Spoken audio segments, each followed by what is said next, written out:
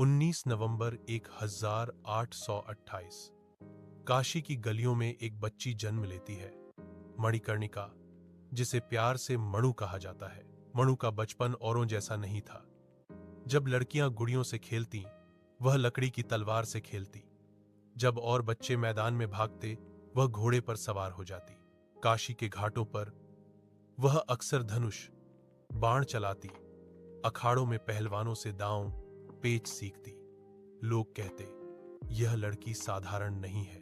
उनकी मां जल्दी गुजर गई, पर पिता मोरोपंत ने उसे पढ़ने, लिखने और शस्त्र विद्या दोनों में निपुण बनाया। 1842 में मणु का विवाह झांसी के राजा गंगाधर राव से हुआ। विवाह के बाद वह लक्ष्मीबाई कहलाने लगी।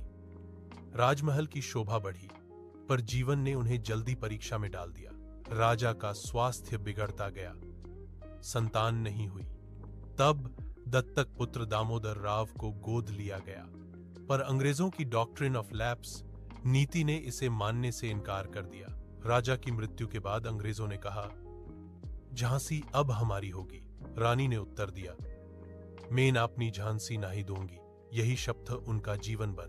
10 मई 1857 मेरठ से विद्रोह की चिंगारी उठी। यह चिंगारी देखते ही देखते उत्तर भारत की आग बन गई। दिल्ली, कानपुर, लखनऊ, हर जगह अंग्रेजों के खिलाफ बगावत। झांसी में भी यह लहर पहुंची।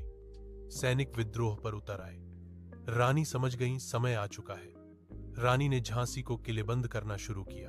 प्राचीर मजबूत करवाई गईं, तोपों को ऊंचाई पर जमाया गया, बारूद और हथियार जुटाए गए, स्त्रियों तक को प्रशिक्षण दिया गया। रानी की सेना में थे गुलाम गौस खान, तोपची, खुदा बख्श, तलवारबाज, झलकारी बाई, वीरांगना, सुंदर, मुंदर, रणचालक। रानी हर सैनिक से कहती, हर प्रहार मातृभूमि के लिए होगा, हर श्वास भारत के लिए।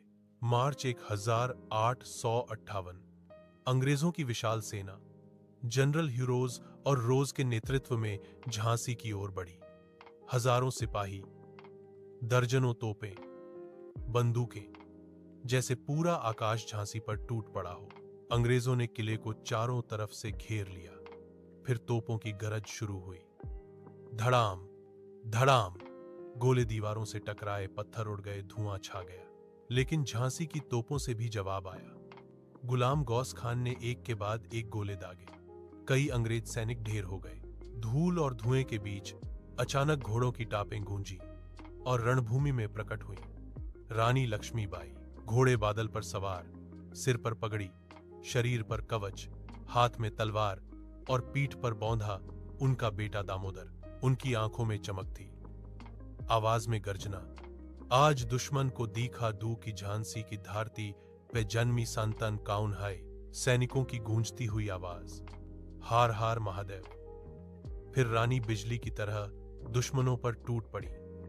तलवार की धार से अंग्रेजों की पंक्तियां चीर दी गईं। रणभूमि अब आग का दरिया बन चुकी थी।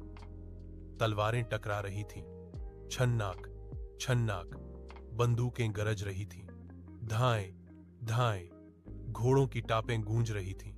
ढमढम। रानी के वार से एक अंग्रेज अधिकारी घोड़े से नीचे गिरा। उन्होंने तुरंत घोड़े को मोड़ा और अगले सैनिक पर टूट पड़ी। रानी का चेहरा धुएं और पसीने से भीगा था, पर उनकी आंखें अब भी अग्नि की तरह जल रही थीं। दिनों तक युद्ध चलता रहा। अंग्रेजों की सेना विशाल थी, झांसी की सेना वीर थी, पर संख्या में कम। किले की दीवारें टूटने लगी, बारूद घटने लगा, सैनिक थक गए। तभी रानी ने अपनी विश्वास पात्र वीरांगना झलकारी बाई को बुलाया। झलकारी बोली, रानी मां, आपको बहना होगा। झांसी आपसे जिंदा है। मैं आपका रूप डारन करके दुश्मन को रोकती हूं। रानी की आंखें नम हो गईं, पर दृढ़ थीं। उन्होंने झलकारी का माथा चूमा। झलकारी ने रानी का वेश धारण किया और अंग्रेजों के बीच घुस गई। अंग्रेजों ने समझा कि वही रानी है। वह अकेली अंग्रेजों से भिड़ गई और वीरगति को प्राप्त हुई।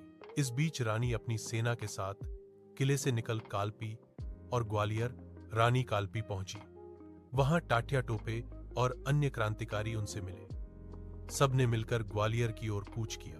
ग्वालियर का किला जीतने के बाद रानी ने वहां से अंग्रेजों के खिलाफ नया मोर्चा खोला।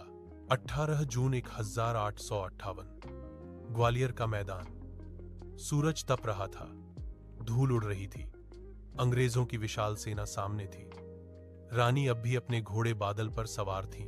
उन्होंने अंतिम बार कहा, हार एक बूंद खून की देश के लिए कुर्बान होगी। फिर उन्होंने घोड़े को एड़ी मारी और दुश्मनों पर टूट पड़ी। तलवार के वार से कई अंग्रेज ढेर हो गए। उनकी आंखों में अब भी वही ज्वाला थी, लेकिन तभी एक गोली उनकी देह में लगी। घोड़ा लड़खड़ाया, रानी गिर पड़ी। उन्होंने अंतिम सांस तक तलवार नहीं छोड़ी। उनके होंठों से आखिरी शब्द निकले, मेरी झांसी का भी मत भूलना, और फिर वह अमर हो गई।